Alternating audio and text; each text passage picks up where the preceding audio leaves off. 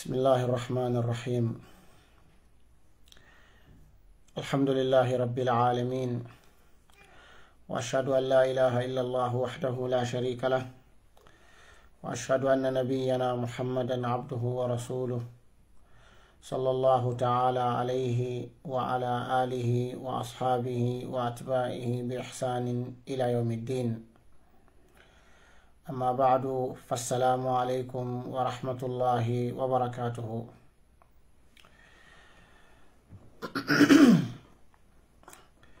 mi yetti allahu subhanahu wa ta'ala, allahjo handuduɗo e yettoreji ɗin ɗi fo majji.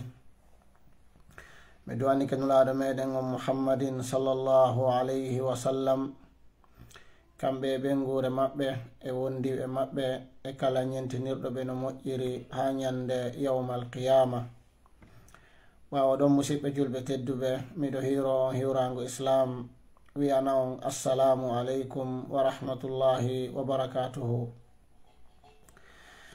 ari en fuɗɗike e jonte feƴƴuɗe ɗo yewtugol ko yowodiri e gurdan ɓeɗo wondi ɓe nulaɗo sallllahu alayhi wa sallam, tentinima noon lontiɓe ɓen nayo, ko ɗum woni aboubacrin siddiq e umar ibnu al-khattab e uthman ibnu affan e aliyu ibnu abi talibin radiallahu anhum ajmain. aray noon en fuɗɗorno aboubacrin siddiq nde tawde o kanko adiɓe kalontagol yewtuɗen fi inde maɓɓe nden e dambe maɓɓe e sonnaɓe maɓɓe ɓen e geɗalɓe maɓɓe. aray hande inchallahu taala en yewtay non joni ko humodiri silmugol maɓɓe ngol kamɓe aboubacrin siddiq radiallahu anhu wa ardah.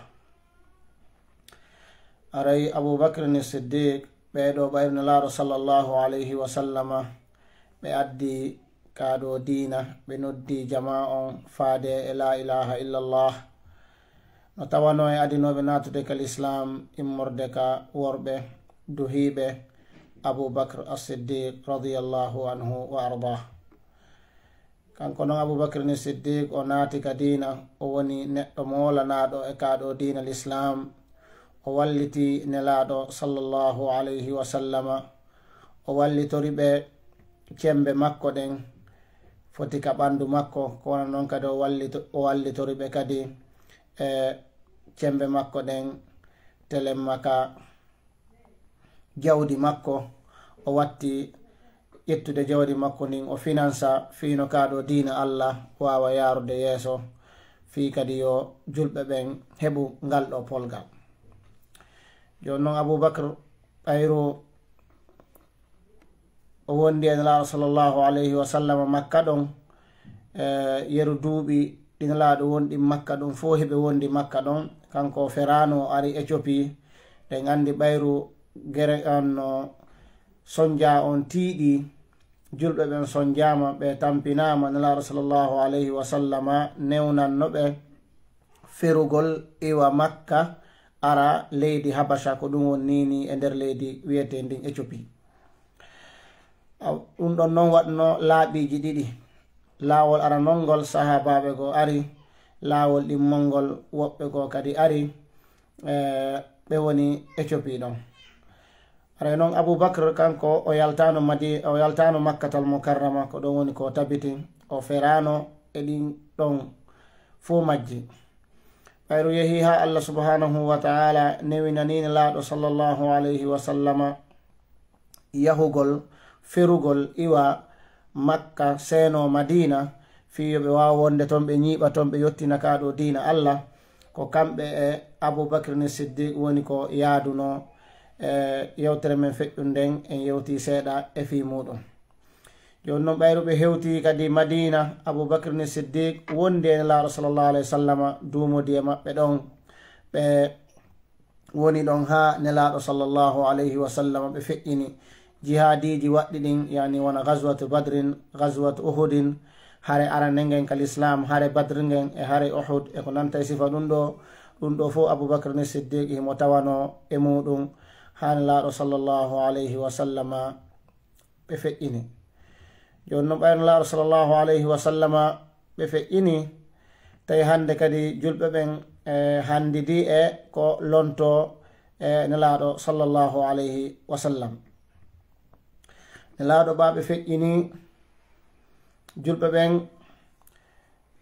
tawi hino kippi fii kippugol nelaaɗo immorde lootugol ɓe kasanga ɓe juula ɓe wattina ɓe. ɓayden anndi ko ɗum ɗon woni ko haani ka diina meɗen. si tawi woni neɗɗanke on o feƴƴini koyo kippe no lootire o juulire no lootire o kasange o juule o wattine. e nder ɗum sahabajo goo humpiti wonde manna yimɓe madina ɓen. andi sahabaɓe nulaaɗo ɓen ko groupe aji ɗiɗi wonno ɓen makka ɓe eggi makka ɓe ari madina. ɓeɗo no noddire almuhajiruna feru ɓen. wonno ɓen tata ko madina ɗon woni ka maɓɓe, ko kamɓe woni ko werni iwɓe makka werni ɓe madina ɗon. ɓen ɗon no wi'e al ansar walliti ɓen. joni noon sahabajo goo humpiti wonde manna ɓeɗo yimɓe madina tawetanoɓe ko kamɓe ka maɓɓe, ko kamɓe tawano madina ɗon, ko kamɓe werni sahabaɓe iwɓe makka ari tawi ɓe ɗon. ɓe humpiti wonde manna ɓeɗo ɓe jooɗike ɓe fotti e nokkure heɓe ndarude ko hombo wawata ardade ɓeɗo julɓe ɓawo nelaaɗo sallllahu alayhi wa sallama ɓe fatade. aboubacre as-siddiq oɗo sahabajo ari humpiti ɗum omar ibnul khattabi radiallahu anhu. omar kañum kadi humpiti aboubacre. on sumanta aboubacre e omar e sahabajo maketeɗon abu ubayda ɓe tato. ɓeni joni ɓe yahu ɓe tawoya ɓe yimɓe madina ɗa ɓe wawa yewtude maɓɓe ɓe anda ko honno murandu woniri hella maɓɓe ton. ɓe ari aboubacre e umar e abu ubayda amir ibnul jarrah. ɓe ari ɓe tawi ɓeɗo sahabaɓe kadi tedduɓe hiɓe taweteɓe ko yimɓe madina ɓen hiɓe yewta ɗon fii ko hombo ardinte wona yeeso julɓe ɓen.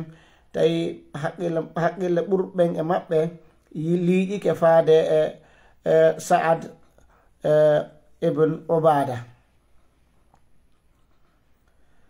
aboubacre ni siddiq yewti ɓeɗo sahabaɓe nulaaɗo sallllahu alayhi wa sallama ɓe yimɓe madina ɗo.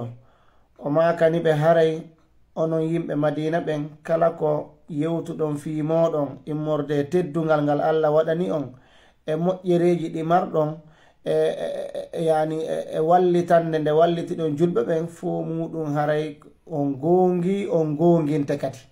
yani haray ko yewtuɗon kon ko gonga, anduɗo kadi haqiqa on wo kadi gonginayi on kadi e muɗum. aboubacre ni ko woni tun ɓayru muhammad nelaɗo allah on koye quraychiyankoɓe woni ko ɓe jeeya. min miɗo yi'i yo en daaru e nder quraychiyankoɓen gooto ardinen on ɗon. nde tawde ɓe quraychiyankoɓe ko koye maɓɓe woni ko allah subhanahu wa taala suɓi annabajo on. on sumanta aboubacre ni siddiq ɓayru yewtiɓe ɗum ka sakkitorum ɓe fottani joni yo aboubacre ni siddiq laamo ɓeɗo julɓe wona arano e lontiɗo nulaaɗo sallllahu alayhi wa sallam. ɓe mana ɓawo nelaɗo feƴƴinde arano e lontagol lontiɗo nulaaɗo ardiɗo julɓe ɓen ko aboubacre ni siddiq radiallahu anhu wa ardah. ɓe haldi ɗum ɗon ɓe yeeyodiri ɗon ɓe waɗi ko wiyete ko bay'a, yani ɓe lontini ɓe ardini aboubacre ni siddiq radiallahu anhu wa ardah.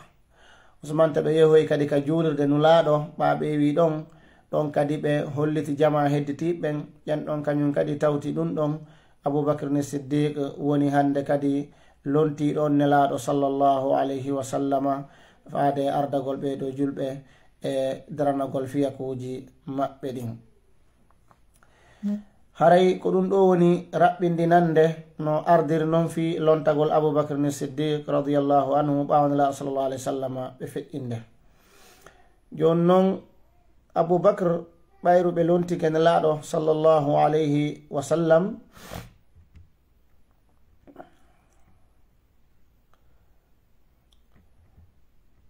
ɓe hawrodirno e alhaaliji tiiɗuɗi e wati lontal maɓɓe kamɓe Aboubacry ni Siddiq radiyallahu anhu. No jeyano e aranum ko Aboubacry ni Siddiq adori e waɗugol ɓayruɓe lontike nelaɗo sallllahu alayhi wa sallam ko hunnugol golle ɗe nelaɗo sallllahu alayhi wa sallam fuɗɗino tawi gasali Aboubacry lannitini ɗen ɗon golle taw ko honɗum woni ɗum tawi nelaɗo sallllahu alayhi wa sallam ɓe formi konu ko ɗum woni dental jama ɓe waɗi hoorejo maɓɓe on Usamatu bnu Zaydin ɓe yamiri ɓen ɗon yo ɓe yahu ɓe haɓoya rumiyanko ɓen e nder leydi Shami ndin. Aranum noon si wi'ama Shami no fuɗɗi giba Jordani, Palestine, Liban, Jordani, Palestine, Liban, ɗum ɗo fof no wiyeteno Shami e seeɗa e nder leydi Turki ndin fewndo ɗo ɗum ɗo fof no andirteno e Sham e Syrie. Mi yeggiti e Syrie. Si wiyama Jordani, si wiyama Shami ko pays wiyeteɗon nini Jordani e Syrie e Palestine e Liban e seeɗa e nder seeɗa e nder leydi Turki nin kon ɗo wiyeteno Sham. Joni noon nelaɗo immini ɓeɗo sahabaɓe yoɓe yawɓe haɓoya rumiyanko ɓen e nder leydi Shami ndin. Nelaɗo sallllahu alayhi wa sallam noon ɓe feƴƴini adiɓeya yahude, adiɓeya yaltude kono ngun yaltude hewtoya Shami ton. ɓayru nelaɗo ɓe feƴƴini Aboubacry lontike aranum eko adi wadde, aranum eko adi wadde ko wi'ugol ɓen ɓe nelaɗo sappino ɗon yoɓe yahu ɓe waɗoya ngen hare ɗon ko yoɓe yahu ɓe waɗoya hare ngen ɓe no nelaɗo sallllahu alayhi wa sallam yamirirɓe noon. Woduno ha e sahabaɓe go falanoɓe yoɓe ronku yahude nde tawde ɓanelaɗo feƴƴini o andi buy e sakkitinoɓe natude kal islam ɓe murtunoɓe yalti ka islam ɓeni menen ɓatum Muhammadu feƴƴini hande kadi men ala ɗoftade hay e goto ɓe saliɓe yalti kal islam. Woɓɓe kadi e natunoɓe sakkitoɗum kal islam wi kañum joni murtali yaltali kal islam few kono noon ittata zakka. ɓe wi menen min jaɓi dina l'islamu on min juulay min hooray min hajjay kono zakka on min ala e ittude. Andi ɓeɗo fof hari ko natuɓe kesum dina kan e gomɗinal ngal tabitali taw ka ɓerɗe maɓɓe. Aboubacry Siddiq ɗum ɗo fof noon waɗi e wati ka o lonti tun ko ɗum wati sahabaɓe go ɓe wi'i haray kamɓe hiɓe yi'i ta Aboubacry immin groupe mo nelaɗo yamirno on yaw haɓoya ɓe Sham yo accir noon taw ɗum ɗon ɓanelaɗo feƴƴini alhaali on sanji yo jogo ɓen ɗon Madina ka saare Madina fiyo ɓen ɗon wawu e defandude saare nden an kasi ɓe murtuɓe yalti l'islam ta ɓen wubban saare Madina nden tawa ala goto ko defanda ɓe sahabaɓen fo yehi waɗoygol oya jihadi mo nelaɗo imminnoɓe e muɗum. ɓayru ɓe yewti ɗum Aboubacry wi wallahi la ahullu uqdatan aqadaha rasulullahi sallllahu alayhi wa sallam. Nane kongol oɗo sahabajo tedduɗo radiyallahu anhu o maaki mi wondiri Allah min mi firtata finde nde nelaɗo sallllahu alayhi wa sallam fiɓuno yamiri min mi firtata ɗum.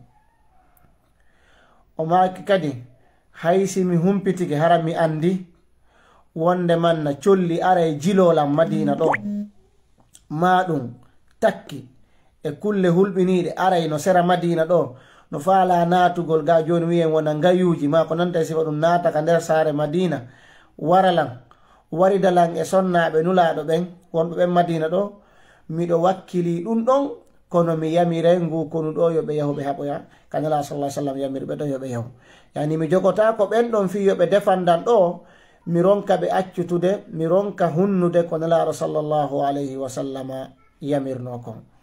Aray ɗum ɗo woni seeɗa e ko feƴƴuno ka lontal Aboubacry Siddiq ɓawo o lontade to radiyallahu anhu. Aray noon en hattay ɗo inchallahu ta'ala e yontere araynden en yewtay noon joni ko honno Aboubacry Siddiq radiyallahu anhu piiji feƴƴuɗɗin e lontal makko ngal fof yani gebay ɗum ko fuɗɗiɗen ɗo hikkino hikki kon ɗon non ha e fatunde maɓɓe nden kamɓe Aboubacry Siddiq radiyallahu anhu. En tori Allah subhanahu wa ta'ala yo allahu on yurmin ɓeɗo sahabaɓe tedduɓe ɓeydana ɓe darajaji maɓɓe ɗin enen kadi arsika en wonugol e laawol ngol nelaɗo sallllahu alayhi wa sallam wonnogol kamɓe wondi e maɓɓe ɓen jaɓana en golleji meɗen ɗin waɗa en julɓe fewɓe wona ɓe saabu tagore allah nden feewa famina en kaɗo dina arsika en gollugol ko nafata en aduna e lahara. هذا وصلى الله على نبينا محمد وآله وصحبه أجمعين والسلام عليكم ورحمة الله وبركاته.